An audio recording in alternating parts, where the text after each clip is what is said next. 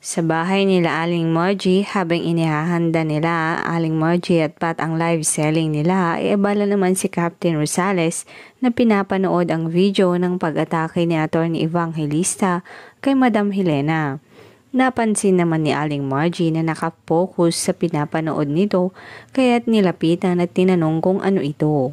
Sumagot naman si Captain na chinecheck lamang nito ang CCTV footage ni Madam Helena at pinakita na tumingin sa kamera ito at kinumpirma naman ni Pat at Aling Margie nang ipakita ulit ni Captain Rosales sa kanila. Sa kusina naman ng mansyon, ini-offer ni Gemma ang tubig kay Mang Fred. Dumating na rin noon sina Mang Tino at Eloy. Pirming asikaso naman ni Gemma kay Mang Fred na napansin rin ni Tino at Chubbs.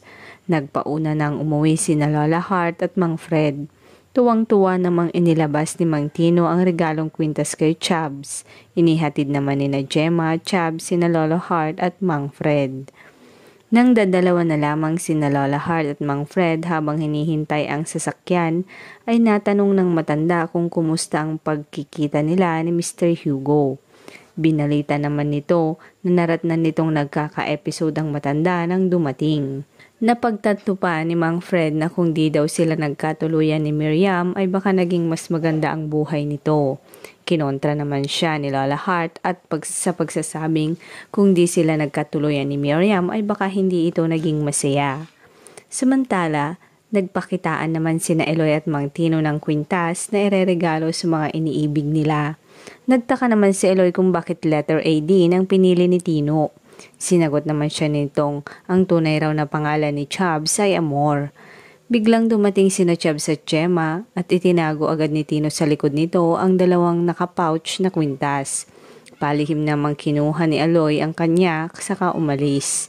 Sa kabilang banda naman, pinipilit ni Lolo Sir na lumabas upang i-entertain si Mang Fred dahil noon lamang daw siya pumunta roon. Pinipigilan siya ni Ali nang biglang dumating naman si Eloy. Sinabi nitong kaalis na ang ama dahil ang alam nito ay nakatulog na siya. Sinabi naman ni Lolo Sir sa kanya na gusto niyang makipagkasundo sa ama nito para daw di na mahirapan pa si Eloy. Kinomfort naman siya ni Eloy na darating ang panahon na magkakasundo rin sila. Nang matutulog na si Lolo Sir, nasabi pa nitong swerte raw siya sa team nila ni Eloy at Ali. Nagkunwari naman si Tino na inutusan si Gemma upang kumuha ng suka sa dirty kitchen nila. Sina Eloy at Ali ay lumabas na rin sa kwarto ni Lolo Sir. Binigay na ni Tino ang kwintas. Nang tignan ito ni Chubbs ay napasigaw pa siya sa galak. Di naman makapakali si Tino dahil lang tignan ng kwintas ay nagkapalit pala sila ni Eloy. Sa kabilang banda naman binigay na rin ni Eloy ang regalong kwintas kay Ali. Nang makita naman ni Eloy, napakunot no ito dahil ibang nakuha niya. Niyakap naman siya ni Ali at nagpasalamat, ngunit napansing nakakunot si Eloy. Tinanong siya nito kung bakit. Inamin naman ni Eloy na nagkapalitan sila ni Tino ng kwintas na ireregalo. Naintindihan naman ni Ali at nasabi pang kaya pala malakas ang sigaw ni Chubbs sa kusina. Tinignan nila ang dalawa mula roon at nakitang masayang-masaya sila. Nag-selfie pa nga ang dalawa. Babawiin na sana ni Eloy ang kwintas kina Chubbs ngunit pinigilan siya ni Ali at hinila sa sala. Sinabi nitong kahit ano pa ang ibigay nito ay okay lang basta daw bukal iyon sa kalooban niya. Biniro pa niya si Eloy na ayaw pa nitong bawiin ang kwintas kay Chubbs dahil baka gatumin sila ng 2 weeks. Nangiti na si Eloy rito. Pinasuot na nito kay Eloy ang kwintas. Sa computer shop naman, chinat ni Tok si Red at kinumusta nito ang kanyang orientation dahil nagdududa na ito sa talagang pinuntahan ni Red. Nag-reply naman si Red ng okay lang ito. Dahil sa asar nito ay chinat na ni Tox na nagpunta siya sa Horizon Grand at wala namang orientation doon na naganap.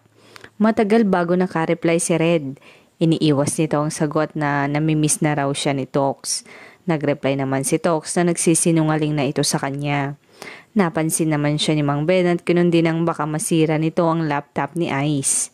Nagpaalam na rin noon si Eloy sa mansyon.